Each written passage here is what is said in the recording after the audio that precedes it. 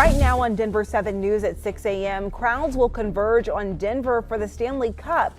But could high COVID cases interrupt your celebrations? I'm Denver 7's Colette Bortle on what Ball Arena is doing to keep fans safe at the games, while COVID guidelines could be changing. Yesterday, our high was 90 degrees. Today, even warmer and hotter still for the weekend. I'll have your complete forecast coming up. With Mother Nature turning up the heat, you might consider going to a river, maybe even a creek. I'm Denver 7's Veronica Acosta with why experts say it's more dangerous now than it has been in years past. Getting to the bottom of these unknown objects in the sky, NASA launches its own investigation into UFO sightings. Time to work on your best duck face pose. I know a lot of people that I know love to take photos. I think it's a common ground with everyone that people like.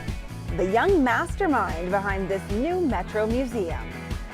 Happy Friday, everybody. You're watching Denver 7. I'm Jessica Crawford. And I'm Brian Sanders. That looked like a lot of fun. Oh, it was. What a genius setup there. We'll break that down for you coming up.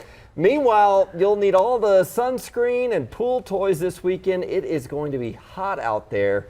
We're going to talk about water safety coming up because people are going to be looking for a place to cool off, Stacy. That's right, but you might want to be in the shade for your selfies because it's going to be hot today. 94 degrees, mostly sunny skies this afternoon. And on average, we should be around 82 degrees this time of year. Instead, we've been pushing closer and closer to those record afternoon highs, which are in the upper 90s. So along the Front Range today, temperatures in the mid 90s for the most part. We'll have low 90s up into northeastern Colorado with mostly 70s off to our west into the higher elevations. Now this morning, we do have a dense fog advisory, thick fog here for the eastern plains until 8 a.m. Also a heat advisory starting at noon today and lasting all the way through the weekend for temperatures around 100 and higher. So keep that in mind if you're headed out toward Grand Junction in the western slope. Otherwise, this dense fog advisory we were keeping a close eye on. Things are pretty quiet here in Denver, but we were just talking about tubing. If you're looking for any ways to cool down for today, it'll be in the 80s at 11 a.m., 90s by 2 p.m. with partly cloudy skies. Yeah, out there in Golden is really fun when you're just floating down Clear Creek, you know. It's a pretty good time. All right, right now you see that very thick fog Stacy was talking about out to the east, limiting the visibility and making for a bit of a difficult drive at the highest speeds. Take a look at the drive overall around town. You're starting to see a little bit more traffic here and there. 104th at Highway 85, a crash out there. We're still cleaning up this earlier problem from yesterday. It was a truck fire, trailer fire down the eastbound side right before C470. Take a look from the camera right now, and we actually had a car disabled now in that little area where they were fixing the roadway. So they still have 2 lanes blocked eastbound I-70. 1 lane's open, but travel times are maybe delayed by 20 seconds at best out there. So no need for an alternate route right now. But again, you're starting to see a little bit more traffic on 270 and I-76 out to the east side.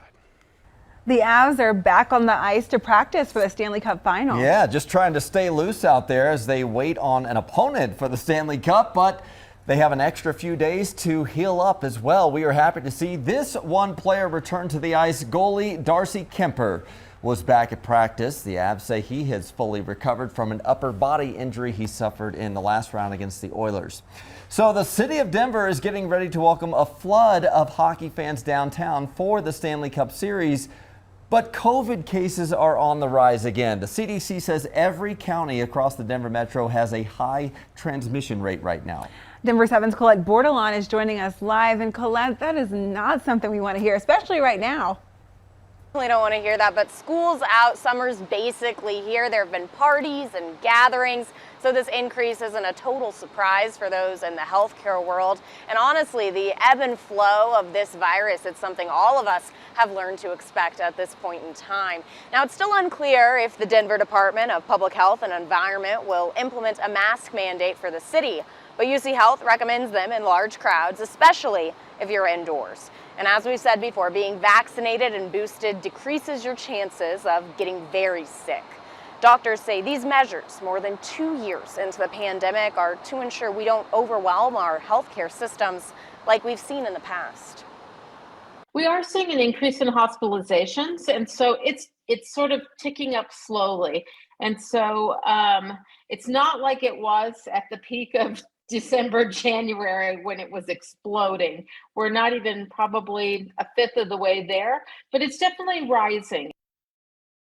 Stanley Cup final, which is on all of Denver's minds as what's next on the calendar. Those with Ball Arena say they're working with local government and league leaders to keep up with health and safety guidelines. They also tell us there are more cleaning protocols in place. Live in Denver, Colette Bortle on Denver 7. All right, taking all the precautions. Thank you, Colette. An FDA advisory committee will meet Tuesday and Wednesday next week to talk about COVID vaccines for kids under 5. Versions from Pfizer and Moderna still need federal approval. If both the FDA and the CDC give their okays, those vaccinations could start later this month. Well, looking ahead to next week, 2 more hearings are set for the House Select Committee investigating those January 6th riots. During yesterday's first primetime hearing, we heard new testimony and saw never before seen evidence of that day unfolding. I am not allowed to say what's going to happen today because everyone's just going to have to watch for themselves. But it's going to happen. Something's going to happen.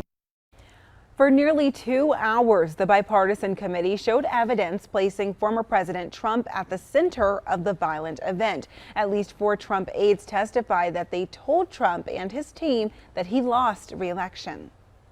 Made it clear I did not agree with the idea of saying the election was stolen and putting out this stuff, which I told the president was. How did that affect your perspective about the election when Attorney General Barr made that statement? It affected my perspective. I respect Attorney General Barr. Despite making findings public, the committee pressed that the investigation is still ongoing. The 2 hearings next week will take place Monday and Wednesday at 8 a.m. our time. The January 6th committee hasn't announced a formal schedule for the rest of the hearings, but there could be as many as 8 more throughout the end of the month. The final hearing will be in September, right before the November midterm elections. You can find our full 360 in-depth coverage on last night's hearing right now on thedenverchannel.com. This morning, Greeley police are looking for this man they believe to be armed and dangerous. Luis Mendez Mayorga is accused of harassing and then stabbing a couple in Greeley's downtown Wednesday night. Both victims are okay. Mendez Mayorga faces second-degree assault charges now, and there is a warrant for his arrest. Also this morning, Boulder police are looking for more possible victims after arresting a man for a series of peeping incidents. Police say a family surveillance camera caught James Baird watching their juvenile daughter in the shower. The family called police and officers arrested him. It happened in a neighborhood near Chautauqua Park. He faces charges including invasion of privacy, obstruction, resisting arrest, and trespassing. We are in store for a stretch of hot days. Highs will be well into the 90s, which might have you thinking about ways to cool off. If you're heading to the water, then we do have a warning for you. Denver 7's Veronica Acosta joins us live. And Veronica, the waters are more dangerous right now than in years past. They are, and officials are really trying to drive this one message home. If you're going to be around a body of water, whatever it is, you want to be as careful as possible. And part of the reason for that is because we did see snow a little bit later this year than we typically do. So when we talk about places like the ones behind me, Clear Creek here, they're going to be seeing those water levels spike. And that's definitely what you want to be careful of, as well as debris and faster moving water. Colder water, also something you want to be mindful of. That's why officials recommend that if you're going to get in, you wear that wetsuit or any type of thermal clothing. You should also always be wearing a life jacket, and that's really big. In 2020, a record 34 people died from drowning in Colorado, and so far this year, there have been 13 drownings. That does put us on track for another record year. Most of our drownings are someone who's not wearing a life jacket or started in a life jacket that was not sized appropriately. And you can be the world's strongest swimmer, and if you get sucked into certain parts of this river, you are not going to be able to just swim your way out of it. And 2 other recommendations from experts besides that life jacket and really making sure it adequately fits: putting a whistle on it so you can use that whistle just in case you're in trouble, and also carrying a knife. If you're somewhere like Clear Creek and you happen to get caught in some netting or something else, you can free yourself pretty easily if you have that knife handy. And again, like you guys mentioned, it's going to be a really warm weekend. Stacy has more on that.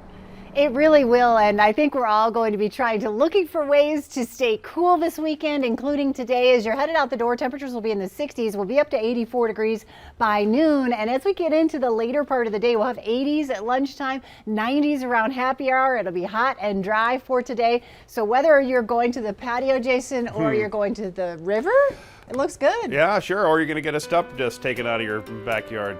Oh, yeah, I got that waiting for me today. All right, so we have I-25 or 6th Avenue, Colfax. So you can see Mile High right over there, looking really good across central part of downtown. Not seeing any real problems yet across the morning drive. Starting to see a little bit of traffic in those usual spots, typical for a Friday, a little bit lighter than normal.